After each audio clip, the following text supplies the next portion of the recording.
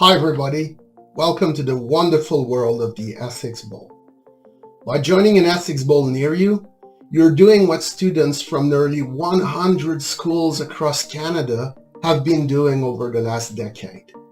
Indeed, after their start in Manitoba, the activities of Ethics Bowl Canada now span the entire country from the Pacific coast in British Columbia all the way to the Atlantic coast in Nova Scotia. By taking part in an Ethics Bowl, you will face questions that will challenge, that will force you to take your thinking skills to the next level, because you'll face hard and complex questions bearing on controversial ethical issues, be they of a cultural nature or of a social and political nature, and sometimes economic, sometimes scientific nature, and often all of them put together. So, to effectively tackle these issues, you'll have to develop your potential as a critical and autonomous thinker. As opposed to a debate, the Ethics Bowl is not about running circles around opponents with shallow rhetoric.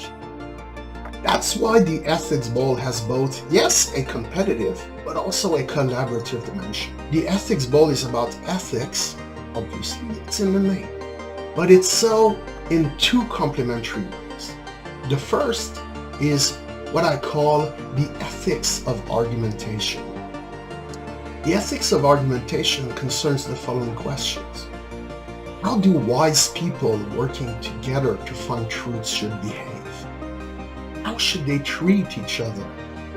Good Ethics Bowl teams think about such things so as to understand what it means to form a community of inquiry based on, yes, polite, but first and foremost, respectful collaboration. Why ethical questions? Well, because are usually not settled by empirical facts. They essentially involve normative assessments which themselves relate to our own goals and values. As such, ethical questions are among the most challenging one can face, since intelligent and well-informed people might very well disagree with each other on them. So in an Ethics Bowl, you'll treat complex, multifaceted situations that are often drawn directly from real-world problems that we are now facing as a society.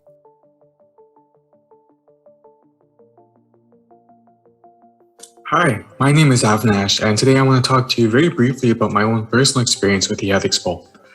So I first got involved in the Ethics Bowl when I received a graded assignment from my English teacher. On it was a recommendation that I considered participating at the Provincial Ethics Bowl. So that's where my journey began. Well, as a student of biology, I am required to memorize, among other things, amino acids, or one of the many extremely detailed metabolic pathways. But I was never taught how to react appropriately to an open-ended question. And I think if you don't have these skills, you risk trapping yourself in a cocoon of self-beliefs. You're essentially isolated from the flow of ideas. Attending an ethics bowl provides skills to empower you to dig deeper and ask even bigger questions. I would like to remind you that while ethics bowl is a competition, it is much more than that. You go in as opponents and leave as friends, with a deeper understanding of some of the most complex dilemmas of our time. And with that, I wish all the best to this year's participants and hope you can learn something from me and enjoy your journey as well. Thank you. Hey there, my name is Shavain. I go by he, him pronouns, and I want to take a moment today to talk about the High School Ethics Bowl. I'm currently a university student at the University of Toronto. I'm studying political science as well as astrophysics and astronomy. I went to high school in Winnipeg at Vincent Massey Collegiate, where I participated in the Ethics Bowl for 2 years. There is nothing out there quite like Ethics Bowl. And look, this is coming from someone who did debate competitively for years throughout high school, who did Model United Nations for years throughout high school, who did public speaking competitions of every variety for years throughout high school. And while those opportunities each have their own value, there are things that set Ethics Bowl totally apart. Most notably, the fact that it's all about philosophical thinking. Philosophical thinking is about understanding the very nature of things. It's about boiling things that we take for granted, like logic and morals, down to what makes them work in the way that they do. Are they objective features of reality, or are they something that exist in each person's mind, each one being fully valid? These are all questions that you'll run into when you're thinking about Ethics Bowl. I started out by participating in Ethics Bowl, to participating in ethics cafes, to starting to help organize ethics cafes, to helping organize ethics across borders, to joining as a student representative in the Manitoba Steering Committee for UNESCO, to writing journal articles for the MSSTA Journal, to actually being able to present a motion to the mayor of Winnipeg on the ICANN Cities Appeal and watching it get passed unanimously by City Council no more than 2 weeks later. If you're looking to grow as a thinker, there is no better place than Ethics Bowl. The Manitoba Association for Rights and Liberties community is one of the communities where my voice as a young person has been valued and cherished the most. I mean, the fact that I was asked to do this video at all is a huge indicator of that. The people that I have met through Ethics Bowl are some of my favorite people to work with and my favorite friends to this day.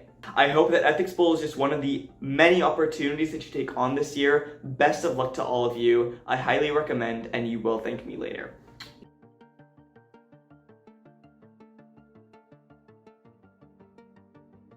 Good morning, my name is Kathleen Elgar and I teach high school English. I have been participating in Ethics Bowl with my students for 8 or 9 years now. I generally describe it to my students as the anti-debate. It forces them to go beyond the headlines and to really look into what the issue is. What could be ways that we could tackle or solve a particular problem?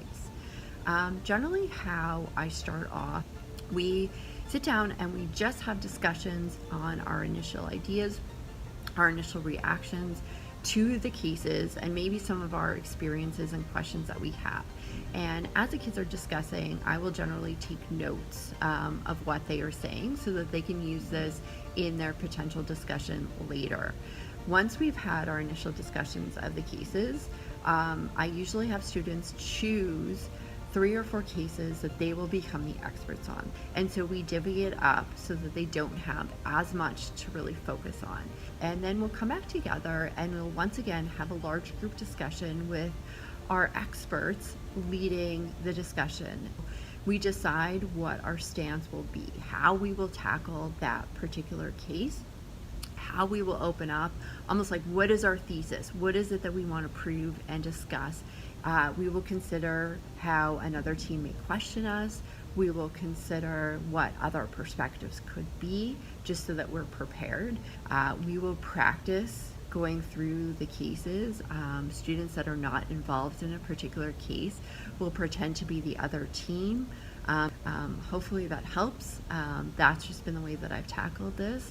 But good luck, and I think this is an extremely valuable activity to participate in.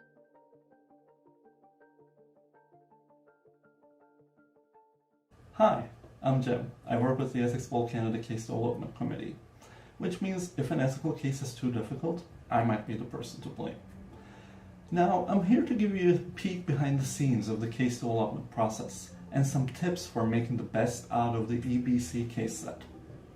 The case development team has members from across Canada. We have university professors, high school teachers, and university students who used to compete at the high school Ethics Bowl, like yourself. We try to create a diverse case set that will be interesting for many different people. If you don't find a particular case interesting, try reading another one. I bet you will find something in there that's relevant to you. We also try to create cases that are complex and don't have obvious yes or no answers. There is often a lot of nuance in our cases, and usually more than 2 different compelling viewpoints. If you pick a side, you will often find that there are convincing arguments from other perspectives as well. When thinking about a case, if you find that you don't fully agree with any one approach, that is okay. We write our cases so that you can have a constructive discussion by acknowledging the complexities of the issue. That means you will often be taking suggestions from people who don't agree with you and working together with your opponents to fully address an issue. Now, let's talk a little bit about what a case set looks like. The regional and national case sets each include 10 cases from a variety of topics. A case will have 3 parts: a description, discussion questions, and further readings. The description will fill you in on the basic facts of a case. It might start with an imaginary scenario or outline relevant real-life events. This section will often end by summarizing various viewpoints that might be applicable. Read this section of the case closely for useful terms and concepts to think about, or start researching. Next, the discussion questions are there to help start your thinking. We write these questions to highlight important aspects of the case. Trying to answer these questions will often lead to discovering new perspectives or understanding the point of view more deeply. Keep in mind that during the Essex Bowl competition, the moderator will also ask you a question. That question will be different from the discussion questions in the case. But thinking about the questions in the case might be useful to help you prepare for the moderator's question. And finally, we have the further reading section. These are the resources that we might have used while writing the case, or they're often good places to start your research or introduce some concepts. They might be news articles, sometimes they're educational resources, and sometimes they're argument-based opinion pieces. When reading these, think about the ethical issues the resource is trying to tackle, what position the author might be taking, and how they're arguing for their position. For example, do you agree with them? Why? That might be a good place to start thinking about your particular take on the issue. And those are all the parts of the cases. After you're reading these, you're ready to start discussing it with your teammates. I hope you found this look into how we think about creating the cases useful. Good luck in the Essex Bowl, and remember to keep an open mind.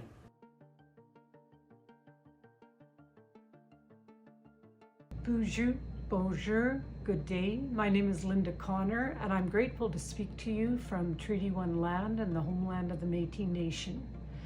I'm also grateful to have this opportunity to share with you my reflections as a judge for the High School Ethics Bowl, both provincially and nationally. Being a judge means encouraging our students to put the following global competencies into action. First of all, collaboration. Ethics Bowl gives students the opportunity to engage in productive and meaningful conversations. Secondly, the Ethics Bowl encourages communication. As a judge, it's our role to encourage our students to clarify their ideas, to go beyond generalizations, and to negotiate constructively. Another global competency is connection to self. As students explore each of the Ethics Bowl cases, they are also making connections to themselves and to their lives, and able to see the dynamic relationship between their world and the worldviews of others, both near and far and past and present. Our role as a judge is to encourage students to build empathy and understanding as to why people see issues differently. Our role as judges is to encourage students to think beyond the world as it is, but to see the world as it should be. Critical thinking is another competency. As judges, we should encourage students to explain how they arrived at their decisions, to go beyond simple dogma, and encourage them to use reason. And finally, citizenship as the last global competency. The Ethics Bowl allows students to interact with one another, to analyze topics, to make informed decisions for a just and sustainable world for all. As judges, we need to encourage our students to expand their decisions and also to think more deeply and more broadly about issues that affect them and others. Thank you. So by taking part in an Ethics Bowl, you'll become better thinkers, you'll become better citizens, and I can promise you, you're going to have a lot of fun. So what's not to like? Welcome aboard.